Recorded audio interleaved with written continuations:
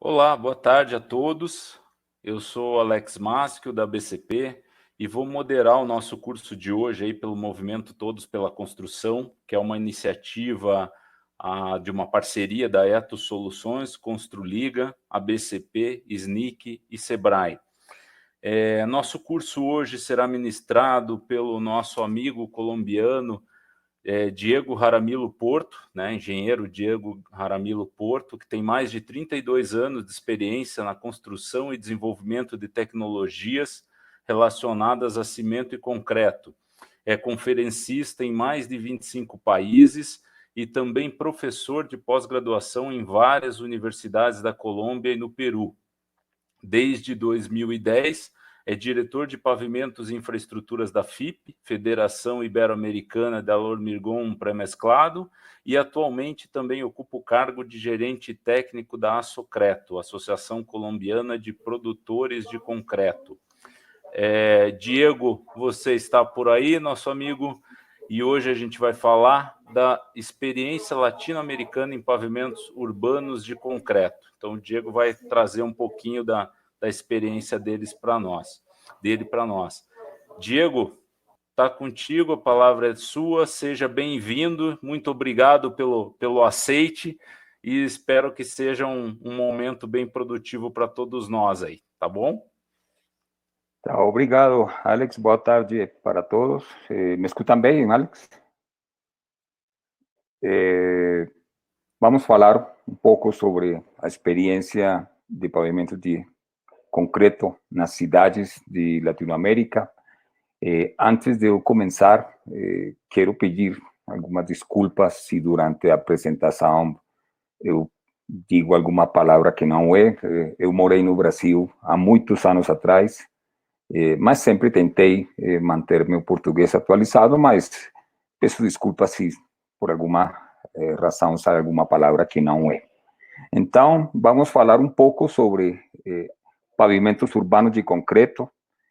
A tecnologia é a mesma, não vamos ter uma diferença entre um pavimento urbano em termos de dimensionamento, em termos de construção, com um pavimento carretero, um pavimento, uma estrada, uma rodovia.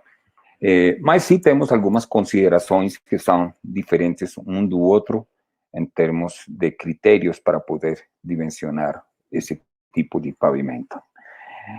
Antes de começar, eu quero falar duas coisas sobre a importância da estrutura, da infraestrutura nas pessoas que vão transitar por em cima. O usuário deve ser a prioridade sempre. Sempre nós devemos pensar no usuário. É um tema que é muito difícil de entender. É muito comum que nós coloquemos outras coisas, outras razões, outros aspectos por cima do usuário. Às vezes pensamos primeiro no orçamento do projeto, às vezes pensamos nas inversões iniciais, nas inversões que tem que fazer na manutenção, antes de que pensar se o usuário vai ter uma infraestrutura adequada para transitar. Nós sempre pensamos nos retornos financeiros que vamos a ter como empresa, se vamos ter horários ou não de execução, enfim, nós temos muitas razões que colocamos por cima do usuário, e deve ser o contrário. O usuário sempre deve estar por cima de tudo isso que a gente tem no projeto. Deve ser o objetivo principal do dimensionamento e da construção e da operação. Essa gráfica que vocês veem aí embaixo da CEPAL, da Comissão Econômica para a América Latina, um anexo da ONU, das Nações Unidas, e aí o que vocês veem é como é a inversão em infraestrutura, um investimento em infraestrutura.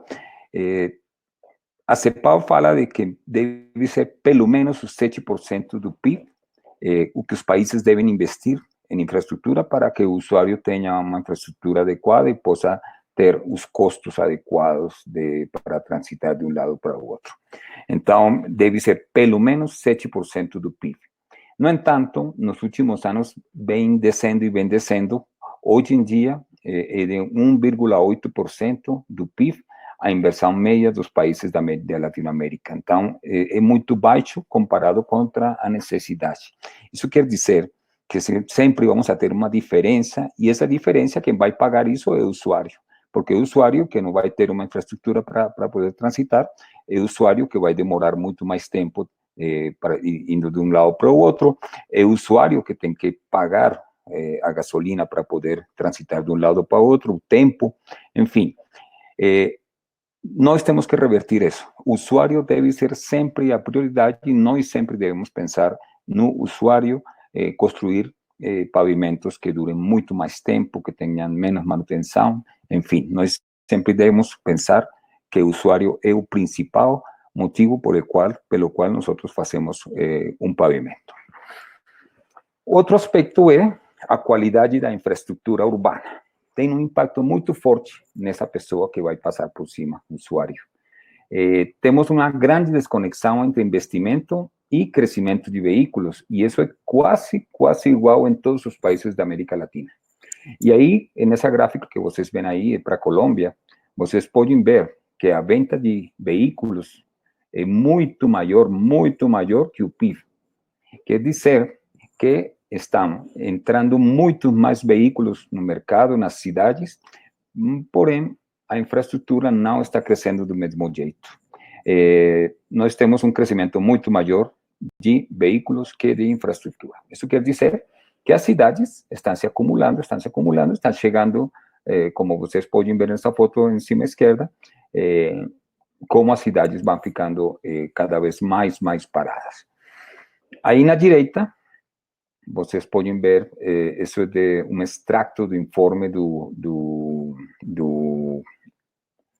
banco, dessa entidade que faz todos os estudos internacionais de competitividade, do World Economic Forum, e aí eu tenho um dos itens que qualifica, de todos os itens que qualifica para competitividade, uma é infraestrutura, e dentro da infraestrutura tem um que é qualidade de vias.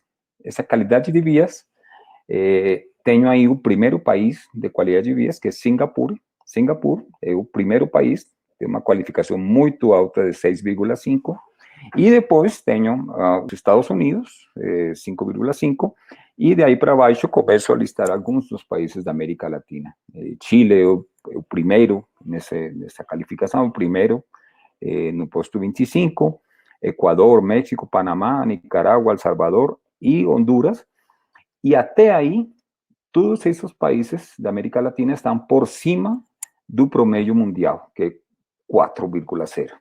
O resto de países da América Latina estamos por baixo dessa qualificação. Aí, o Brasil está no posto 116, Colômbia está num posto também muito baixo, 104. Isso quer dizer de que nós temos muito por melhorar, nós temos muito por fazer ainda para que a infraestrutura seja de qualidade e essa infraestrutura possa prestar o serviço que a gente precisa e que o usuário precisa. Então, nós temos uma qualificação baixa e a responsabilidade que nós temos é ver como fazemos uma construção, um dimensionamento, uma operação de ruas para que possamos ter umas ruas de muita melhor qualidade que nós temos hoje em dia. O pavimento de concreto não é novo. O primeiro pavimento de concreto foi no ano de 1865, na cidade em Escócia, em Inverness, Escócia. Essa cidade é muito conhecida, mas não é conhecida porque foi o primeiro pavimento de concreto no mundo. Ela é muito conhecida porque fica aí do lado do Lago Ness. Vocês lembram o monstro do Lago Ness, na Escócia?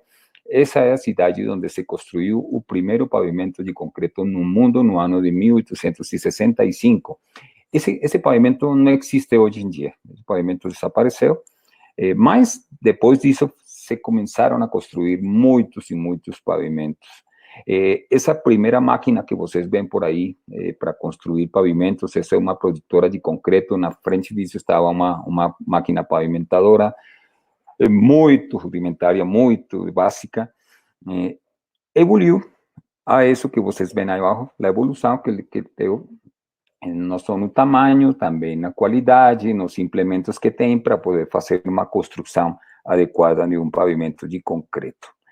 E à direita, essa via que vocês veem aí, é uma via muito bonita, é uma via em Brasil, divide vocês, essa BR 290, no Rio Grande do Sul, é um white topping, e esse é o objetivo de tudo, é chegar de uma construção, de uma produção de concreto, de um transporte, de uma colocação, até um procedimento de construção para chegar a uma rua, ou uma estrada, ou uma rodovia desse jeito que vocês veem aí.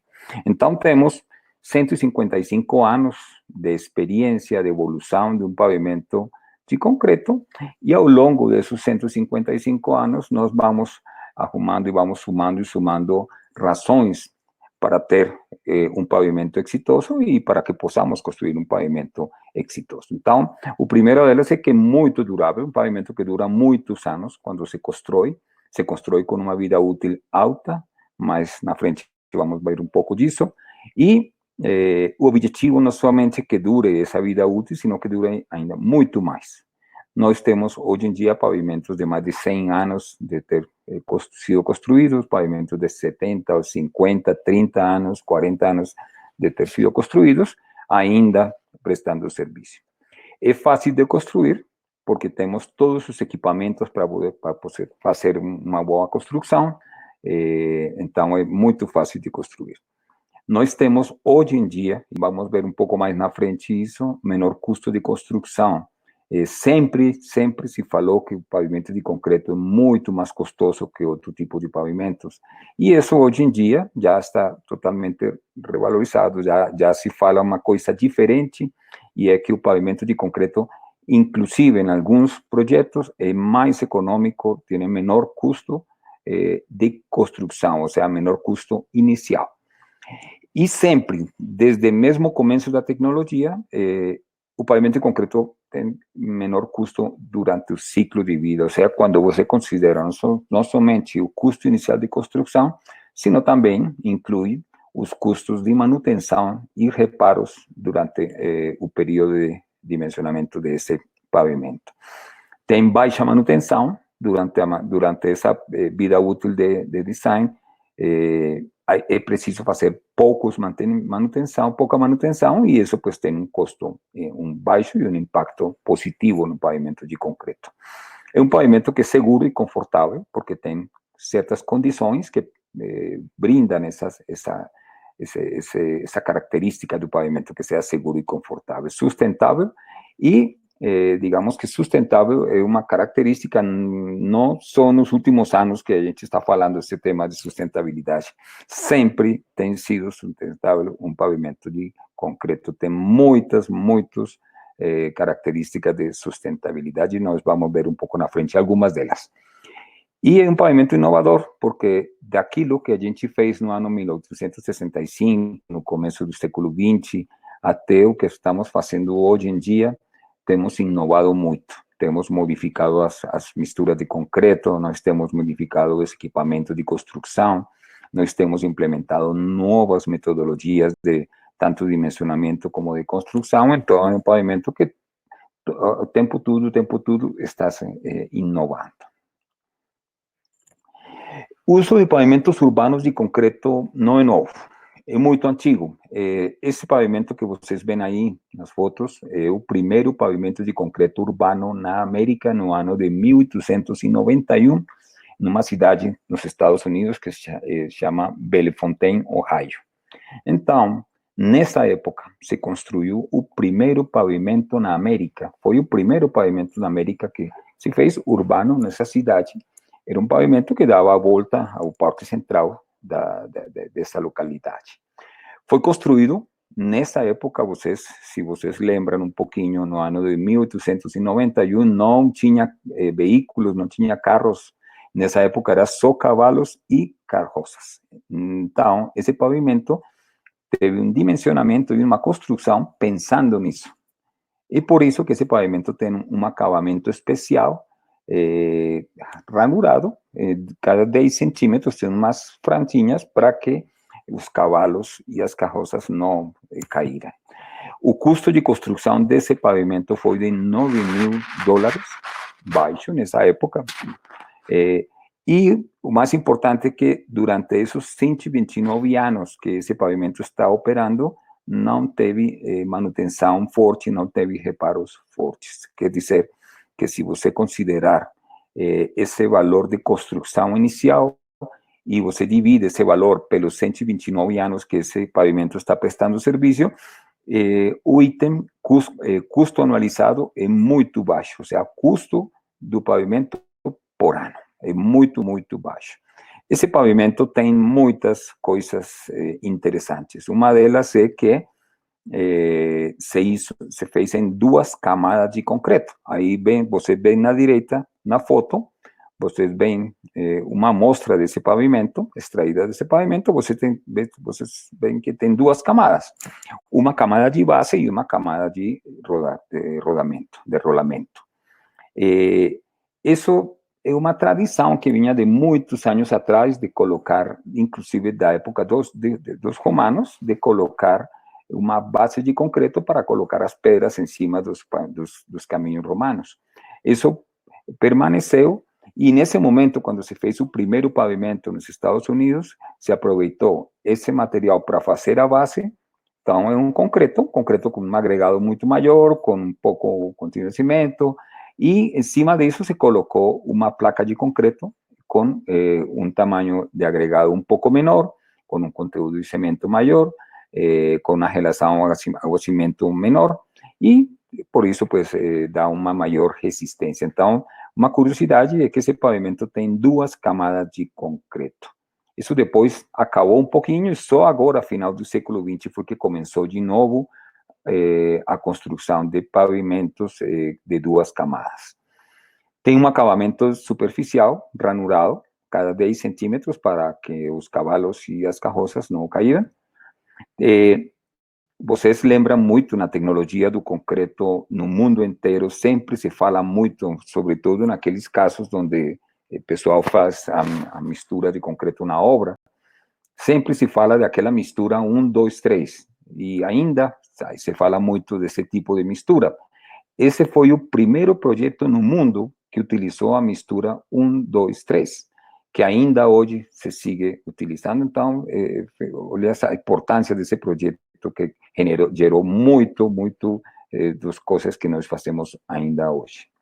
E foi construído usando a técnica de tabuleiro de xadrez. Essa técnica já morreu no começo do século XX, parou de ser utilizada, porém, tem muitas comunidades que ainda seguem construindo pavimento de concreto com a tecnologia de tabuleiro de xadrez. Então, como esse, que é um pavimento de mais de quase 130 anos, nós temos muitos pavimentos ainda em serviço com muitos anos de construção, então vocês podem ver que a durabilidade do pavimento de concreto é muito alta. Aí tem uma coisa que a grande maioria de todos esses projetos tem 0 manutenção, não tem manutenção, não é o ideal. Tem que fazer manutenção em todos os projetos, em todos os pavimentos. O pavimento de concreto precisa pouca manutenção, mas precisa que ter algumas atividades durante a vida útil, durante a operação. Aí vocês têm algumas fotos do começo dos pavimentos na América Latina. Talvez um dos primeiros foi no Salvador, aí em Centroamérica, 1920, na Avenida Venezuela, em Peru, 1922, na Avenida Cervantes, na Colômbia, 1928, Caminho do Mar, vocês, em Brasil, 1926. Então, como esses, foi essa tecnologia que saiu lá nos Estados Unidos no final do século XIX, no começo do século XX, veio para a América Latina e se começou a fazer muitos pavimentos, tanto rodovias, estradas, como caminhos urbanos em las cidades desse momento. A durabilidade é a soma de muitos fatores. Aí quero mostrar uma coisa para vocês e uma mensagem, é que se precisam de muitas habilidades especiais para construir, para dimensionar, planejar, construir um pavimento de concreto, se precisam muitas habilidades especiais. Não precisa de ter todas as habilidades durante toda a vida útil do projeto. se precisam de algumas habilidades em certos momentos dos projetos. Aí eu coloco que nas fases 1 e 2, especificações, regulamentos, contratos, se requer, as pessoas que estão involucradas nesses processos requerem muita visão. Eles precisam enxergar muito o futuro, eles precisam dar uma olhada para todos os projetos, para fazer as especificações de construção geral do país, de cada estado, eles precisam ter uma visão muito grande. Tem que olhar o futuro, tem que tratar de enxergar a maior quantidade possível de situações que possam ter para que os contratos e as especificações possam conter tudo isso. Nas etapas 3 e 4, durante o planejamento e o dimensionamento desse pavimento, as pessoas que vão se involucrar nessas etapas precisam de muito critério. Não por isso, é por isso que chama critérios de dimensionamento, é por isso que a pessoa deve estimar muitas coisas, ele deve saber qual é o critério para poder, a taxa de crescimento de um tráfego, para saber se os materiais vão se conseguir no sítio onde se vão fazer as construções. Então, a pessoa que vai fazer o dimensionamento do pavimento tem que pensar muito, tem que olhar, tem que ter muito critério para poder fazer um dimensionamento adequado. Nas fases 5 e 6, produção e construção, as pessoas que vão estar involucradas nessas etapas precisam de conhecimento, de muita experiência e conceitos de qualidade.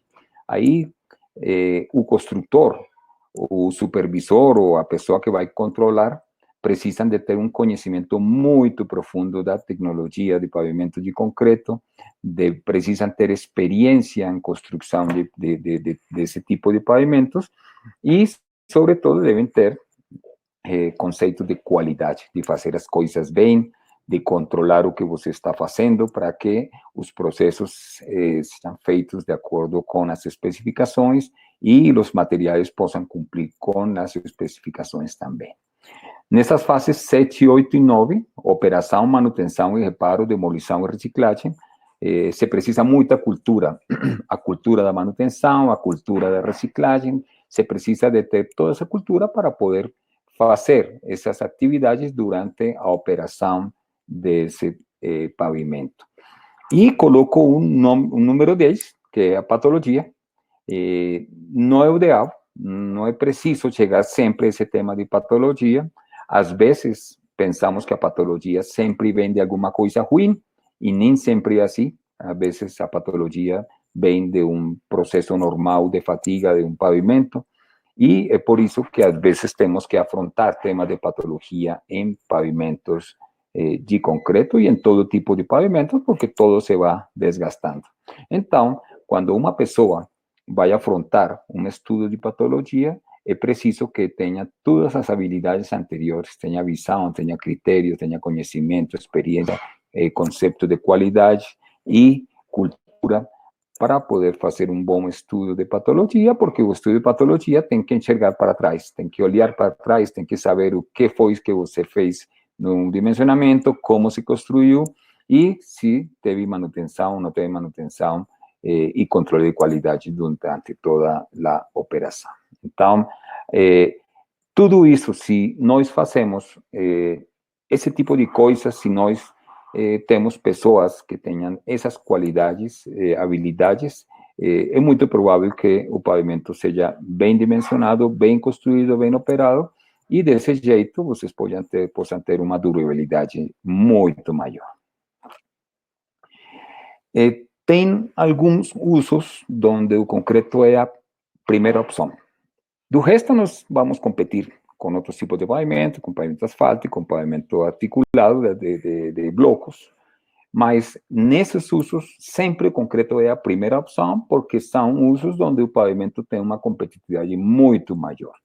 Então, nós temos casos como dos sistemas BRT, que são aqueles sistemas de solo bus, de só corredores exclusivos para ônibus, donde vamos ter unos ônibus especiais, donde vamos ter umas cargas especiais, um pouquinho mais adelante damos uma olhada nisso.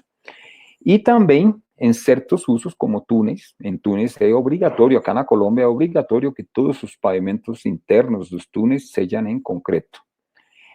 Os pavimentos urbanos de baixo tráfego, ou seja, residenciais, aquelas plataformas em aeroportos e algumas pistas, sempre por aquilo dos combustíveis, dos óleos, e pelas cargas pontuais que se precisam nesses pontos dos aviões. Então, essas plataformas em aeroportos são pavimentos de concreto.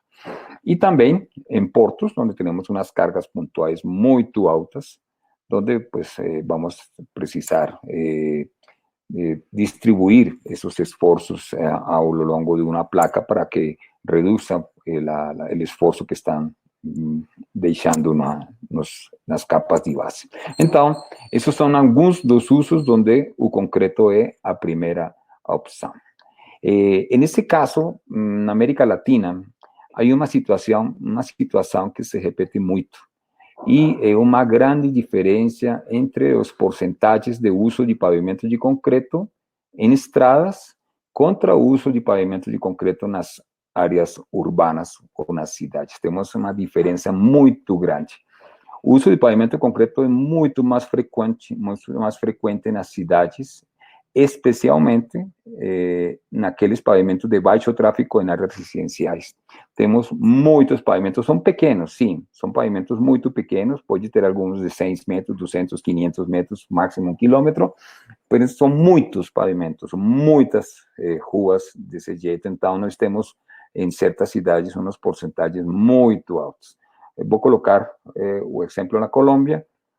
O porcentagem de pavimento de concreto em estradas perto de 4% aqui na Colômbia, em estradas, em rodovias. No entanto, o uso de pavimento de concreto em cidades é muito maior. Por exemplo, em Bogotá, o porcentagem é perto de 30% de pavimento de concreto na cidade total. Estou somando todos os tipos de pavimentos troncais para ônibus, vias principais, secundárias e de baixo tráfego.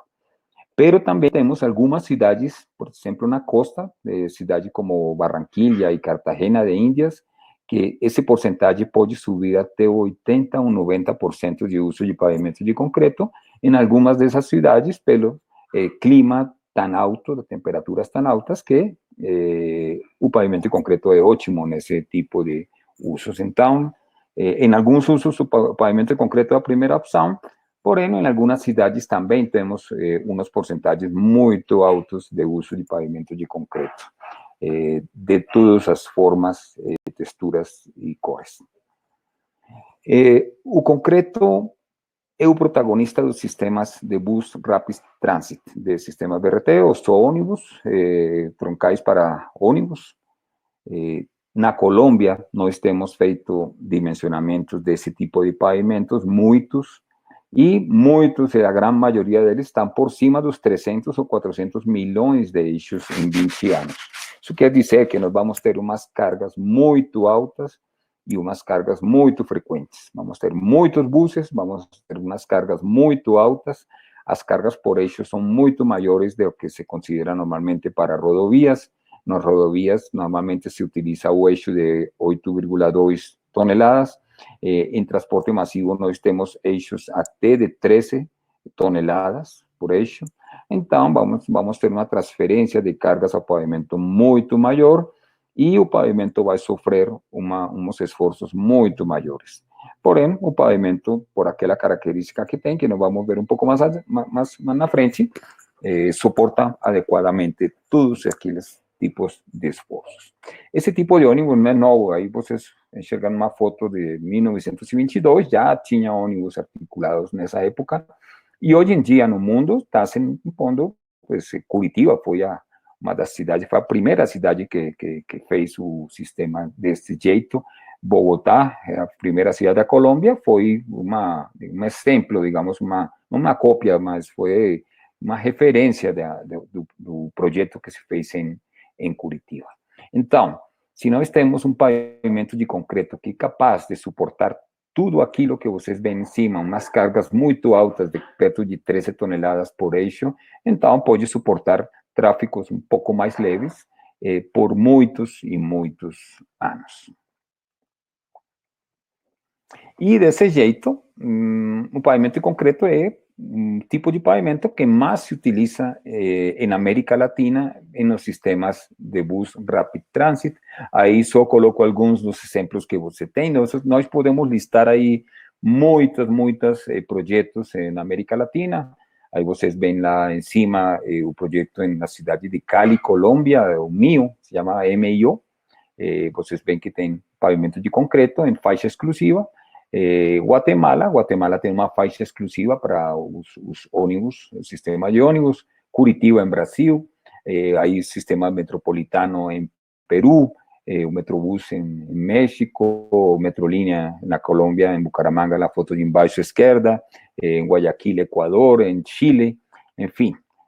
Temos muitos exemplos na América Latina de uso de pavimento de concreto em sistemas de ônibus, faixas exclusivas para ônibus, e isso se dá porque o pavimento de concreto suporta adequadamente todos os esforços, não só de um bus, sino de muitos buses durante muitos anos. Então, é o pavimento preferido para fazer este tipo de desenvolvimento de infraestrutura.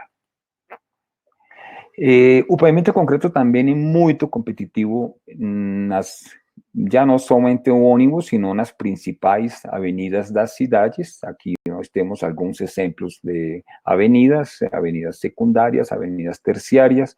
Essa foto que vocês veem lá em cima é uma foto tomada na cidade de Bogotá. Aí vocês veem, aí dá para enxergar 3, 5, quase 9 e 10 faixas de concreto nesta parte da cidade. Na foto de embaixo, vocês veem 12 faixas em uma rua aqui em Bogotá muito importante, que é a NQS, atravessa Bogotá de norte a sul, quase tem uns 35 quilômetros de longitude esse projeto, e tem 12 faixas de concreto ao longo desse corredor. Então, também é muito competitivo nessas principais avenidas, com uma característica muito importante. Como é um pavimento que precisa de pouca manutenção, então precisa fechar muito pouco. E vocês sabem que uma cidade como São Paulo, uma cidade como México, que são muito congestionadas, como Bogotá, os que conhecem Bogotá, que é muito congestionada, fazer um fermento para fazer um reparo ou uma manutenção, isso ocasiona, pues, atrapalha totalmente o trânsito e fica, pues, gera demoras para os usuários, maior consumo de combustíveis, maior consumo do veículo, enfim, traz muitas coisas detrás de um reparo, de um fechamento para fazer, sobretudo em cidades, em pavimentos urbanos. Então, o pavimento de concreto se converte em uma opção muito competitiva neste tipo de usos. Mas eu quero falar para vocês de um uso que, para mim, é muito mais importante que o uso em sistemas entroncais de só ônibus, muito mais importante que aquelas avenidas principais de 12 faixas que atravessam a cidade de um dia para outro, de um lado para outro. Para mim, o uso mais espetacular é em ruas residenciais. São projetos muito pequenos, são projetos de 80, 100 metros de longitude, mas é o projeto das ruas, das residências, das casas do usuário, e se valora muito. Eu tive a oportunidade de conhecer muitas das situações na América Latina, de todos os países da América Latina, da Europa, dos Estados Unidos, em quanto a todo tipo de vias. E deu para ver de que na América Latina é quase uma constante de que os orçamentos vão de cima para baixo. Então, quando começa para cima, começa por as ruas principais, os corredores de ônibus, as ruas secundárias, pero o orçamento não é suficiente para chegar até as ruas das pessoas onde vivem, sobretudo em aqueles bairros de baixos estratos, de baixos ingressos.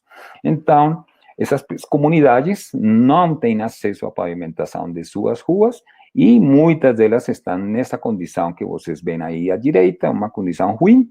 Se tiver chuva, fica pior ainda, porque fica totalmente em barro. Então, muitas dessas comunidades não têm mais opção senão construir eles mesmos a infraestrutura, construir eles mesmos o pavimento. Então, muitas comunidades se organizam elas mesmas e fazem uma construção de um pavimento de concreto e quase eu diria que os 100%, por não dizer 98, 99, 100% dos pavimentos que se constroem na Colômbia, nesse tipo de situações, onde a comunidade se organiza para fazer a construção, são tudo pavimento de concreto. Organizado por eles mesmos, comprado o cimento por eles, comprado as bases por eles mesmos constroem no fim de semana. Enfim, eles se organizam para fazer esse desenvolvimento das suas ruas, al frente de sua comunidade, al frente de suas casas. Agora, tem um problema e é que esses projetos normalmente não têm um bom dimensionamento, não têm uma boa construção e a operação também não é muito boa. Então, parte do trabalho que nós temos é capacitar, dar informação para que essas pessoas possam ter um acesso a um dimensionamento básico do pavimento, possam ter capacitação para fazer uma boa construção, apoio da indústria para fazer esse tipo de coisas. Nós aqui na Colômbia, na cidade de Bogotá, nós fizemos durante quase 13, 14 anos um programa de pavimentação de ruas residenciais, todas pequenas desse jeito, 100 metros de longitude. Porém, a gente fez um grande programa com eles, a indústria do cimento e do concreto da Colômbia, eles davam o dimensionamento de graça para as comunidades e se fazia a capacitação das pessoas para que fizeram uma construção adequada desse pavimento, utilizaram os equipos que precisam, enfim, que se fizera tudo de acordo com as especificações. A construção é simples.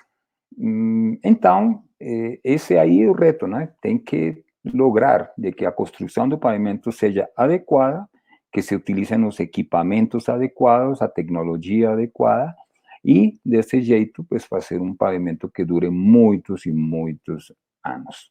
Aí vocês podem ver, em certos tipos de pavimentos, já não é só a comunidade, já tem umas quadrilhas, eles a vezes juntam a grana e contratam uma empresa pequena para que eles façam a construção. Mas, independente do tamanho do projeto, devem ser dimensionadas e construídas de acordo com as especificações. Nós aqui na Colômbia utilizamos uma frase, para nós aqui a palavra estrato, quer dizer o estrato alto, o estrato baixo, os níveis da sociedade.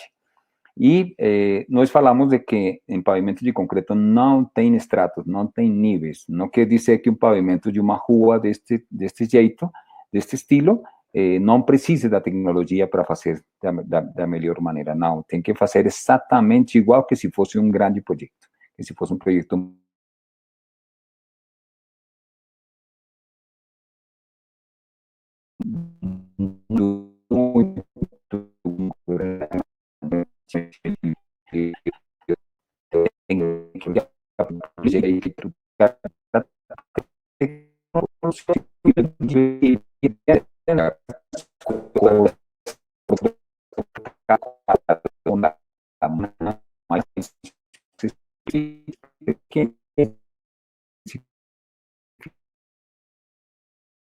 então não tem, assim, muda completamente, o entorno muda completamente a superfície do pavimento e isso, pues, não somente se dá uma melhora na estrutura do pavimento, sino que também traz uns efeitos colaterais, que são quais?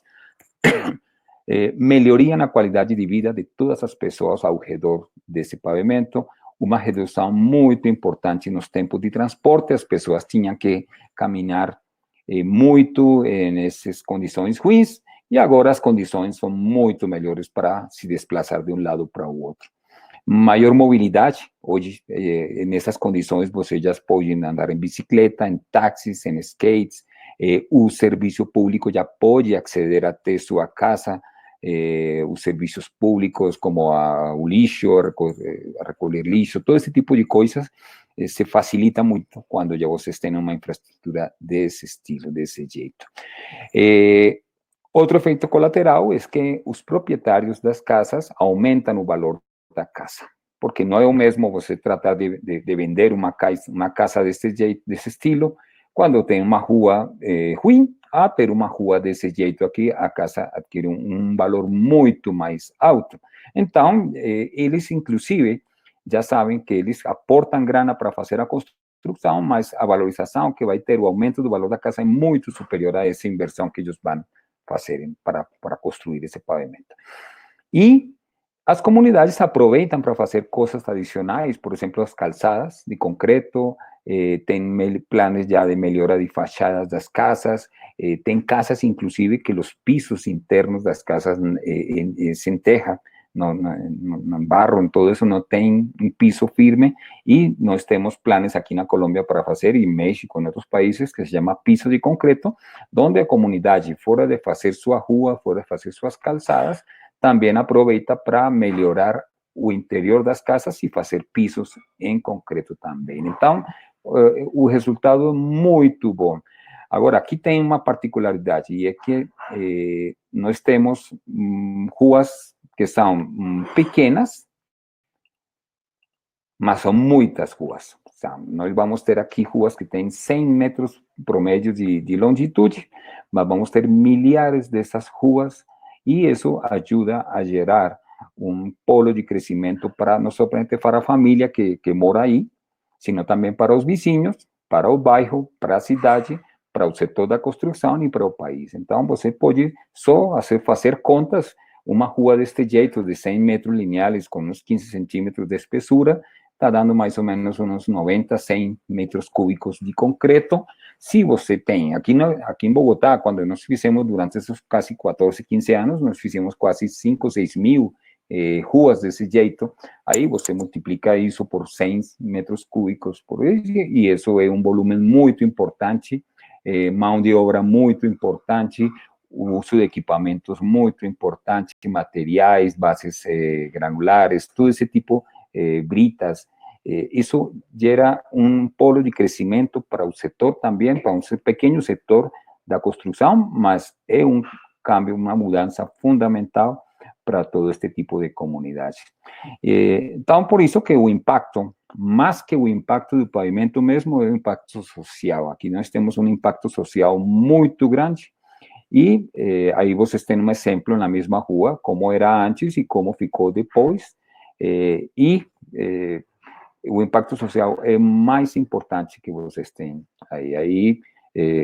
Foi uma coincidência, eu tinha nessa gráfica essas mãos entrelaçadas que vocês têm aí à direita, falo coincidencialmente porque o logo de Todos pela Construção é igual, né? É similar. E isso é muito gráfico. O que vocês veem aí, o que vocês também querem mostrar com Todos pela Construção é que nós temos que juntar-nos todos para ajudar e para fazer as coisas. Então, aqui, nesse tipo de usos, onde estamos falando de construção de pavimento de concreto, nessas ruas residenciais, nessas ruas, nessas calles, ruas de baixo tráfego, nós temos que aportar tudo, o setor, a indústria, os engenheiros, a comunidade, o governo, todo mundo tem que aportar para fazer o melhor nesses tipos de pavimentos e melhorar a qualidade de vida de todos os vizinhos. Então, vocês podem ver que a mudança é fundamental. Aqui, vocês veem nesta foto, que essa é uma foto que é tomada da promoção que faz a Alcaldia de Bogotá. Aí vocês podem ver um bairro aqui na cidade de Bogotá, que o seu nome é Danúbio Azul. Aí vocês podem ver a mudança que tem no acesso a esse bairro. Vocês podem ver que era muito ruim, era muito perigoso, era muito ruim, era muito angosto.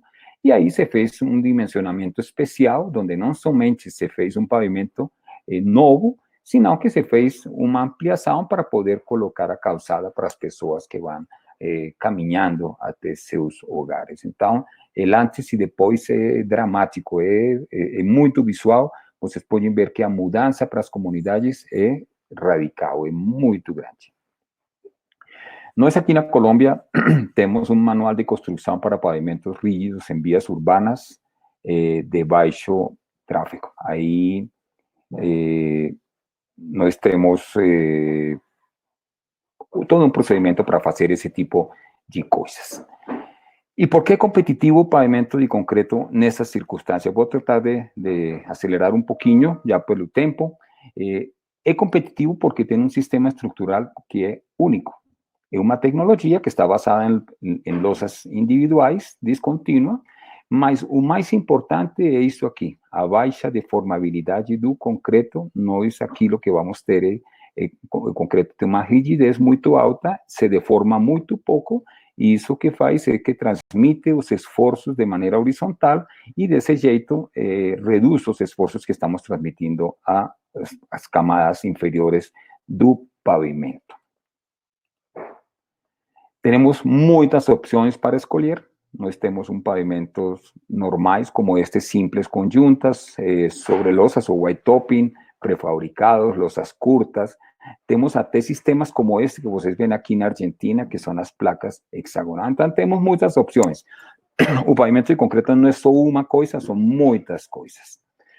E entre elas, o white topping, para mim, é uma opção muito interessante, onde o white topping aproveita essa situação dos pavimentos asfálticos de concreto muito antigos, com já muita manutenção, e vocês podem colocar uma placa nova de concreto em cima desses pavimentos, aproveitando essa infraestrutura que já se construiu há muitos anos atrás. Então, aqui nós temos uma oportunidade que é muito competitiva, que é o white topping para construir pavimentos.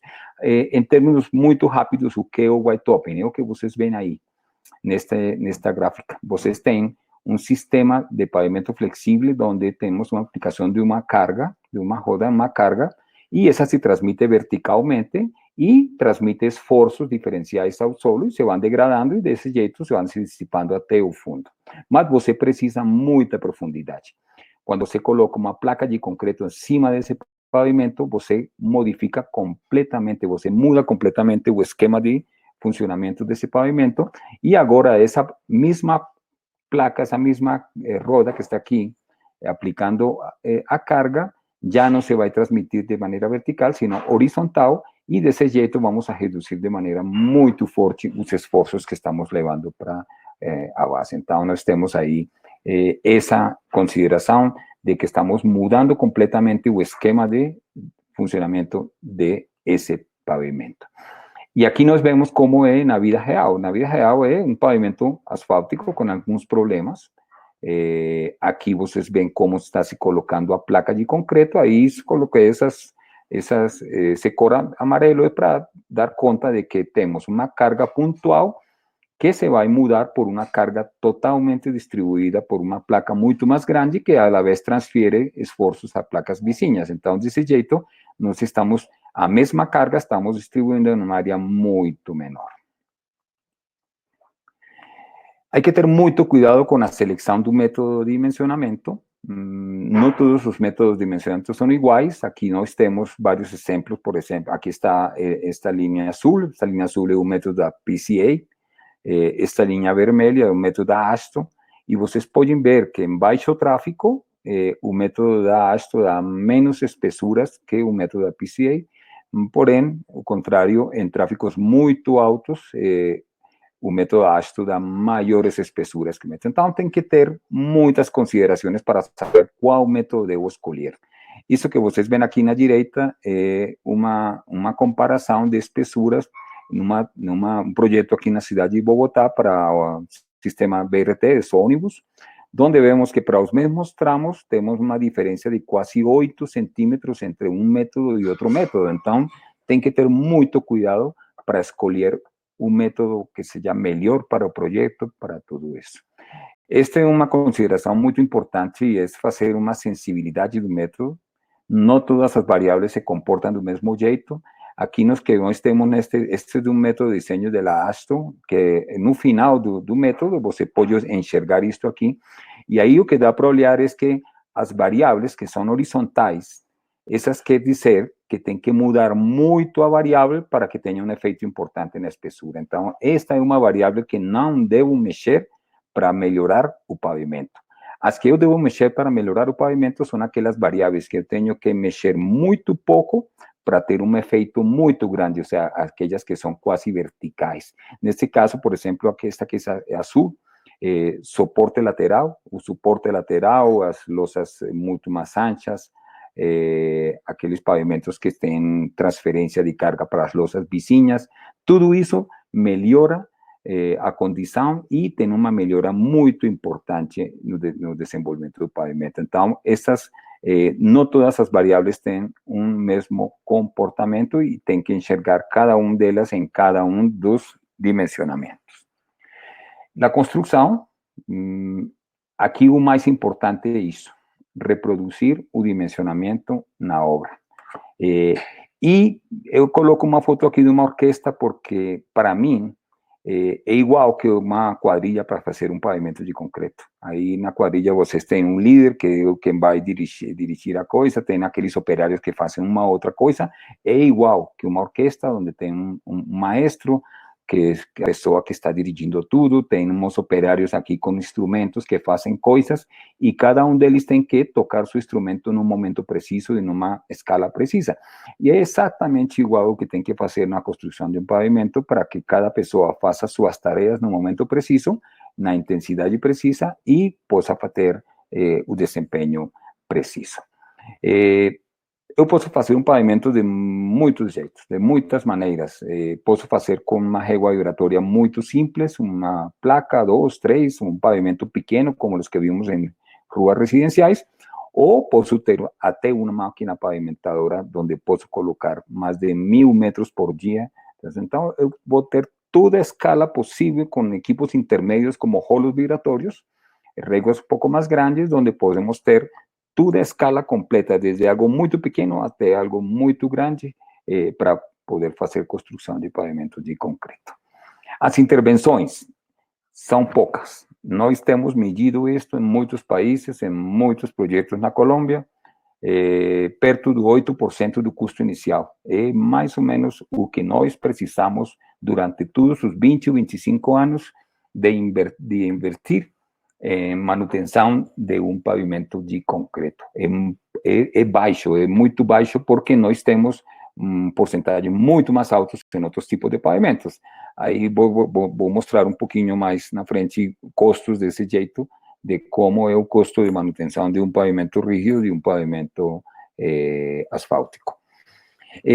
Isso tem um efeito colateral, e é que se vocês têm menor manutenção, você vai ter recursos que você pode transferir para projetos novos. O sea, que se você cada vez vai precisar menos, investir menos para fazer manutenção, e isso quer dizer que você vai ter mais grana para fazer projetos novos.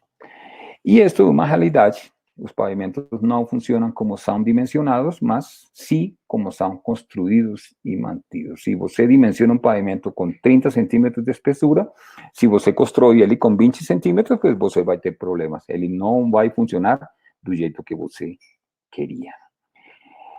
Tema de custo. É um mito que é eterno. Sempre todo mundo nos falaram de que o pavimento de concreto é mais custoso, mais custoso. Essa gráfica que vocês veem aí é um projeto aqui na cidade de Bogotá. Esse projeto é precisamente aqueles que eu mostrei que tinha 12 faixas de concreto no mesmo projeto, de quase 60 quilômetros. Então, esse projeto deu um custo inicial muito menor que o asfalto e em custo de ciclo de vida, pues ainda muito menor.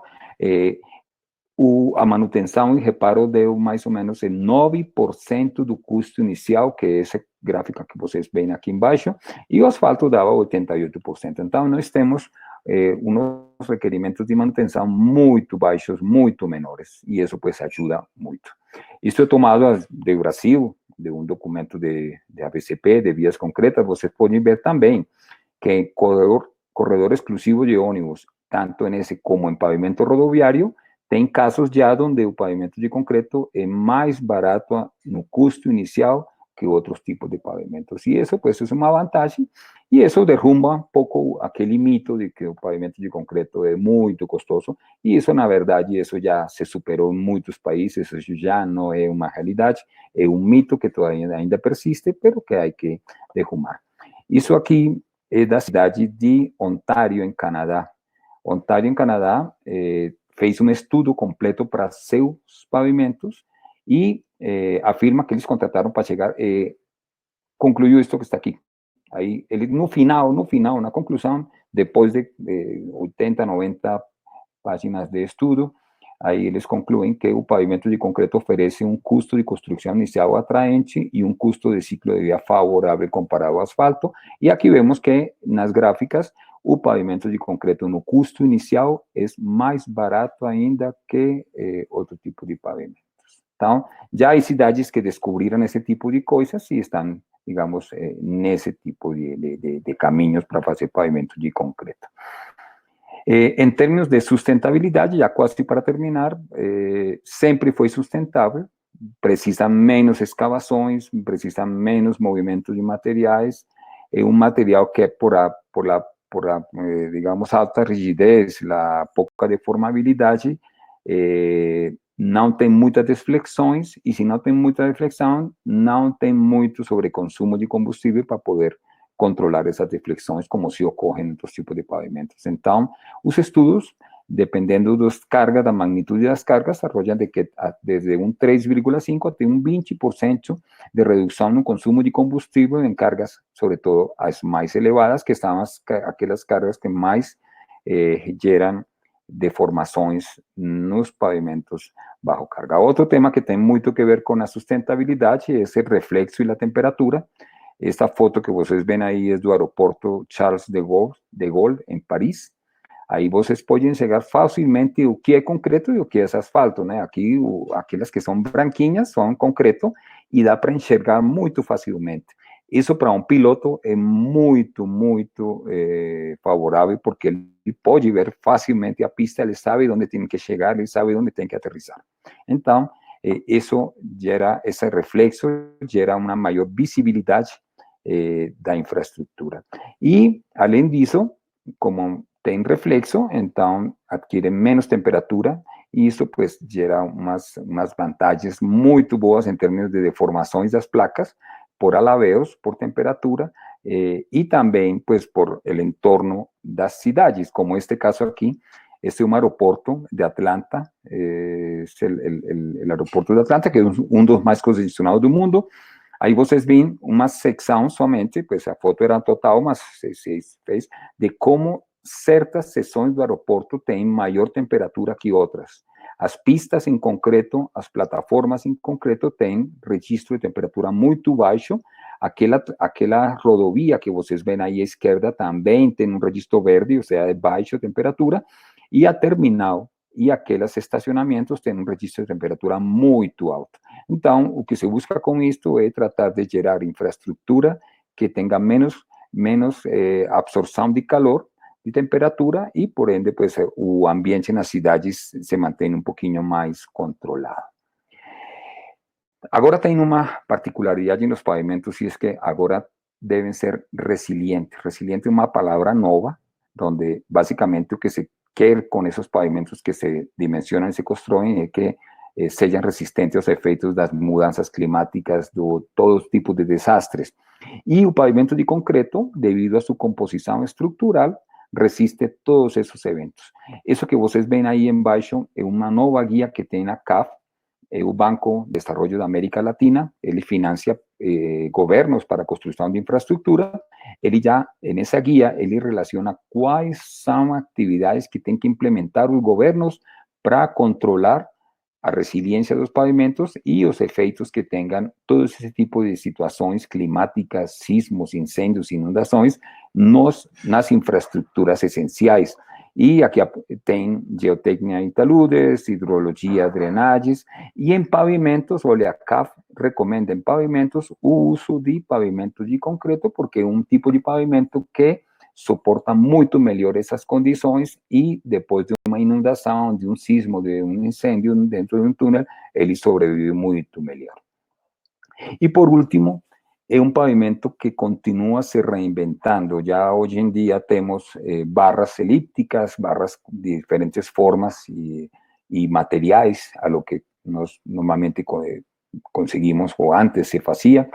Os concretos permeáveis se fazem muito, e aqui na Colômbia temos usos muito importantes de concretos permeáveis, com dois objetivos. Um deles é que a água passe direito até os estratos inferiores, onde vai a recargar os níveis freáticos, ou a outra é você pode colocar unos tubos embaixo onde você pega essa água e você leva essa água a um reservório onde você pode usar depois em usos não potáveis, como banhos, para lavar fachadas, para lavar todo tipo de infraestructura. Pavimentos prefabricados, que ya tienen en los Estados Unidos muchos ejemplos de pavimentos totalmente prefabricados que se construye a base y solevan las placas de concreto prefabricadas y van se ligando una con otra ya en un sitio. Y tenemos otro ahí, hay mucho más un concreto fotocatalítico, que es un concreto con base en un cemento fotocatalítico, y ese cemento, que tiene un dióxido de titanio, y el dióxido de titanio reage con el NO óxido nítrico dos vehículos y se transforma en otra cosa, en nitrato, que es inofensivo. Entonces, con eso que están haciendo es absorbiendo CO2 del medio ambiente y disminuyendo el efecto de CO2 o gases de efecto invernadero en el ambiente. Entonces, ya tenemos muchas actualizaciones, muchos productos nuevos, muchas novedades que estamos implementando en ese tipo de pavimento. Entonces, ahí ustedes pudieron ver a lo largo de esta presentación cómo el pavimento de concreto es competitivo, es un pavimento que se usa mucho, con unos usos muy especiales y tiene unas razones por las cuales, digamos, se debería construir, considerar, sobre todo aquella que tiene que hablar con a durabilidade, un pavimento muy durable. Es un pavimento que ya reevaluó completamente el tema del custo y que hoy en día es un pavimento que tiene costos mucho menores, inclusive menores o iguales que otros tipos de pavimentos, y por eso pues se convierte en una opción muy importante para construir infraestructura en ciudades o pavimentos de concreto urbanos. Eso quiero pues dar las gracias pela oportunidad. Y no sé, Alex, si tenemos tiempo para preguntas. Me extendí un poquinho, pero bueno. Oi, Diego. Não, com certeza temos tempo sim, a gente avançou um pouquinho no horário, mas obviamente que queremos ter o máximo de informações possíveis aí contigo. Pessoal, parabenizando muito aí pela Me desculpa se falei alguma coisa ruim, não sei. Imagina, que é isso, Diego. É sempre muito bom te ouvir. Então, como a gente já avançou um pouquinho, eu vou selecionar aqui uma ou duas perguntas aqui para a gente tentar concentrar em 2 ou 3 perguntas no máximo, para a gente passar para você.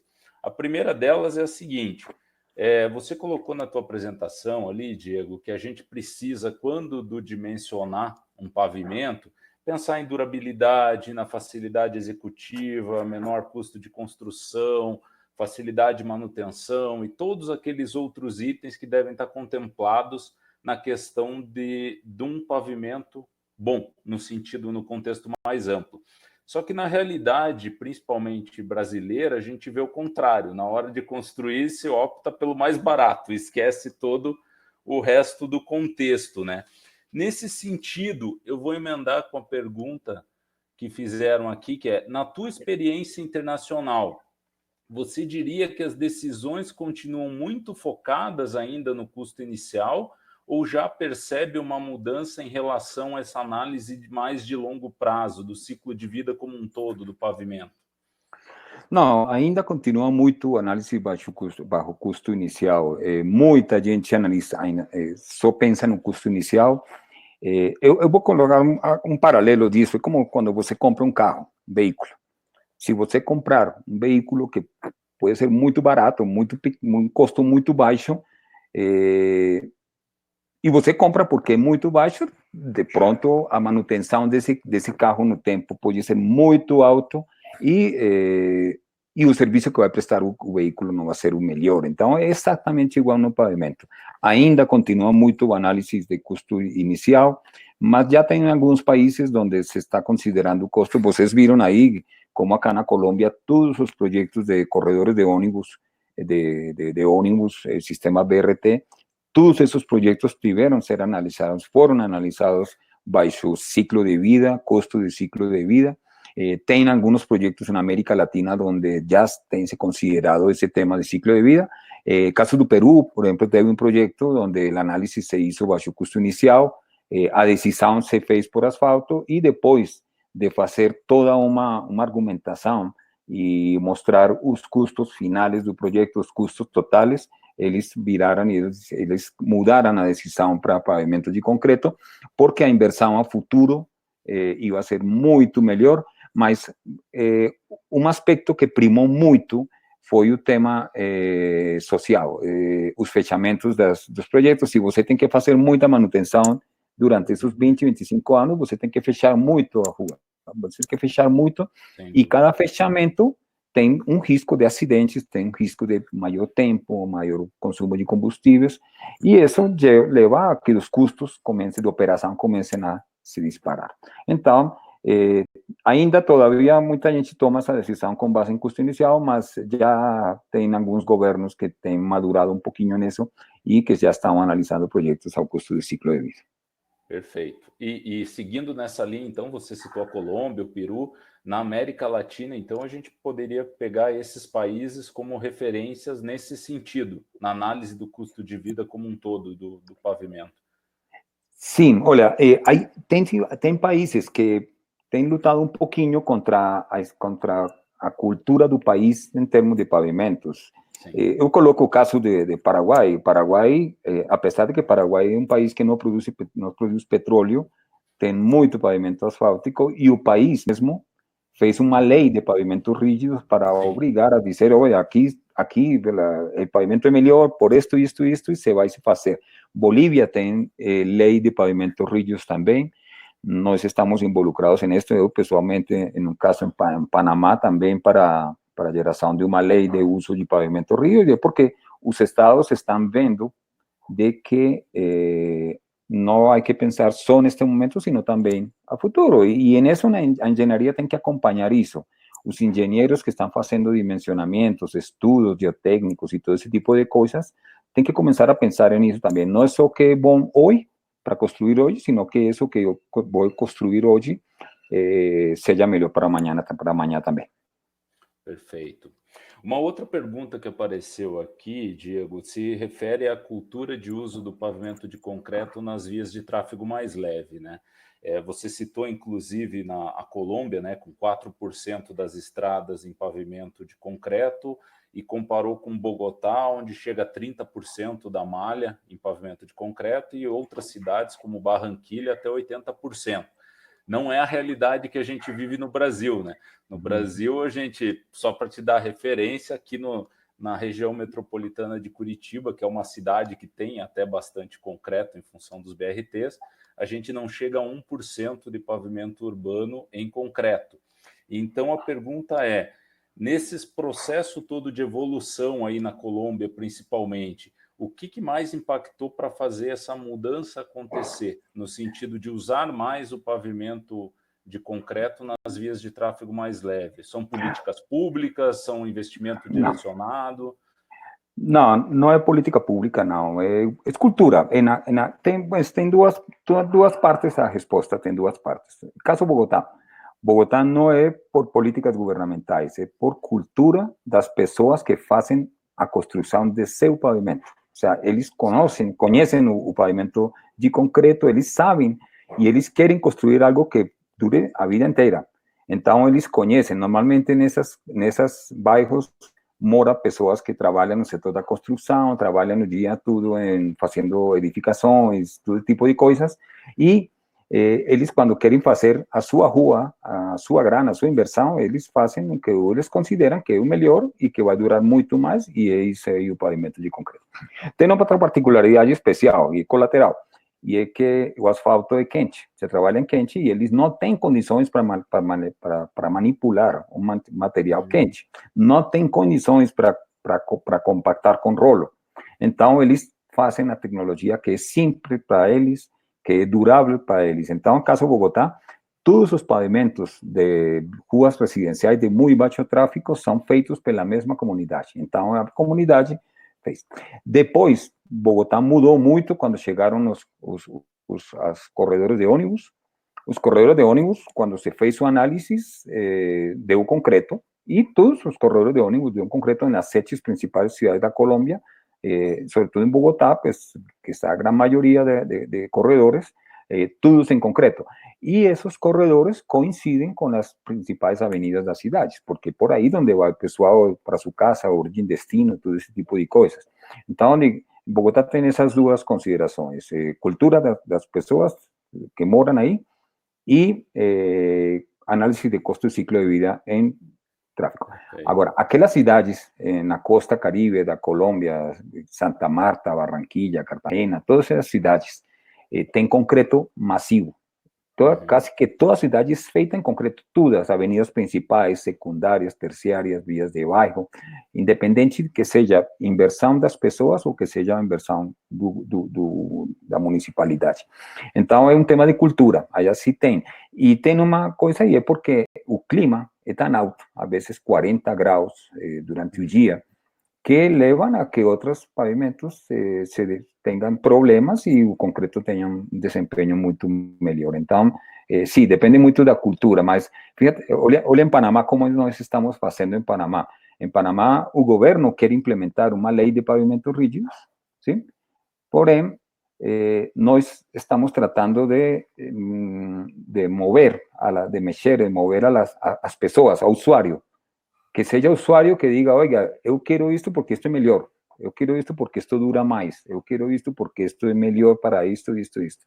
Que sejam as mesmas comunidades que também tenham palavra, voz e voto, e possam dizer, olha, nós queremos que a infraestrutura seja nisso porque isso tem um impacto muito grande. Então, eu acho que as comunidades têm muito, muito que ver nessa posição. Mas tem muito que ver é a conscientização dos governos, das pessoas que trabalham no governo, de que comecem a entender de que não é o mais barato hoje, sino que também há que pensar nas administrações que vêm, que os recursos que ele vai ter pues, vão ser muito limitados e é melhor desde agora, desde hoje, racionalizar essa inversão. Perfeito. E para a gente ir fechando, duas perguntinhas rápidas. Uma que complementa essa, que fala em espessuras, né? O que você tem visto aí pelos países de espessuras médias em relação aos pavimentos urbanos, de vias de tráfego mais leve, né? E a segunda pergunta fala em relação ao bioconcreto, aquele conhecido como que se autorregenera, que você até comentou alguma coisa ali do fotocatalítico no final, e que tem a ver com isso, né? Ele pode ser usado para o pavimento, você já deixou isso claro. E o segundo, como é que está a viabilidade financeira disso, né, nesse momento? Como você enxerga isso? Capacidade financeira de qual? Do fotocatalítico, né, que está na mesma linha do bioconcreto, né? E aí, e a outra pergunta em relação às espessuras normais aí dos pavimentos para vias de tráfego mais leve. Olha, aqui na Colômbia, como todos esses dimensionamentos se fizeram na época em que o método da PCA era o mais utilizado. Aí eu mostrei naqueles métodos de que em tráfegos baixos o método da PCA dá maior, dá mais ou menos. Então, quase que na Colômbia, pavimentos de concreto em ruas residenciais têm 15 centímetros de espessura. 15, e daí começa a subir até 35 centímetros já em troncais, pero normalmente em tráficos muito baixos, todas daí tem 15 para cima. Quase todas têm 15 centímetros. Isso ajuda muito a durabilidade, né? Ajuda muito a que pode que nessa rua entre um caminhão de lixo, recorrer lixo, um caminhão para levar cerveja, todo esse tipo de coisas, e que não tenha um efeito negativo no pavimento. Então, normalmente, esses pavimentos têm de 15 centímetros para cima. ¿Sí? Concretos normais, aqui o dimensionamento se faz com base em módulo de rotura, ou seja, resistência à flexão. Normalmente na Colômbia estamos utilizando 4,2 megapascales ou 42 quilos centímetro quadrado, até 50, 55 em vias de muito tráfego. Então. Com relação aos concretos especiais, o problema é que ainda tem um custo muito alto. Tem um custo elevado, o concreto fotocatalítico tem uma patente, inclusive, de trás, e se você quiser utilizar, pues vai ter um custo maior. Aqueles autorreparáveis são concretos que já estão se posicionando muito, ainda são concretos especiais, e quando você fala em concreto especial, tem pues uma consideração de custo especial. Então, pero normalmente, Em pavimentos, às vezes, as fissuras que se apresentam não são somente porque o concreto teve uma contração ou que o concreto teve um efeito de curados. Algumas são por isso, e o concreto de autorreparo aí é muito importante. Pero quando você tem, por exemplo, uma perda de suporte na base, aí não tem concreto que se autorrepare, que solucione esse tipo de coisas. Não tem jeito. Então, tem que ter... então, por isso, em pavimentos, às vezes, a resistência não é o maior. Quando nós falamos método ASTO, nós temos dois critérios de dimensionamento, um de fatiga, outro de erosão. Normalmente, a erosão tem que ver com os espessores para tráfegos muito altos, ¿sí? E aí a resistência não é o mais importante, entre outras porque o suporte recebe uma carga muito baixa por efeito placa. Então, quando são tráfegos muito baixos, a espessura é baixa, aí a resistência sim começa a ser um pouquinho mais importante, mas as resistências que nós temos hoje em dia disponíveis para pavimentos de concreto normais na tecnologia são suficientes para esse tipo de coisas. Perfeito. Diego, sempre uma satisfação falar contigo, te ouvir e aprender com você, mas já avançamos no horário aí, precisamos encerrar. Sim. Te agradeço muito pelo aceite do convite, pelas informações que você passou para a gente, e com certeza o pessoal elogiando aqui no chat, parabenizando a apresentação. Muitíssimo obrigado, e a gente fica até uma próxima oportunidade aí para a gente conversar mais. Não, obrigado.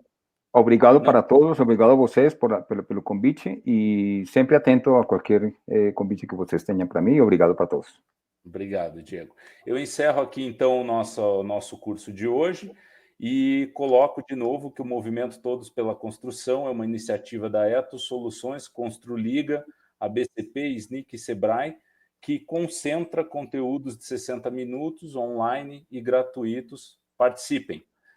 Encerramos hoje aqui. Obrigado pela presença de todos. Até uma próxima. Tchau, tchau. Tchau, tchau. Até logo.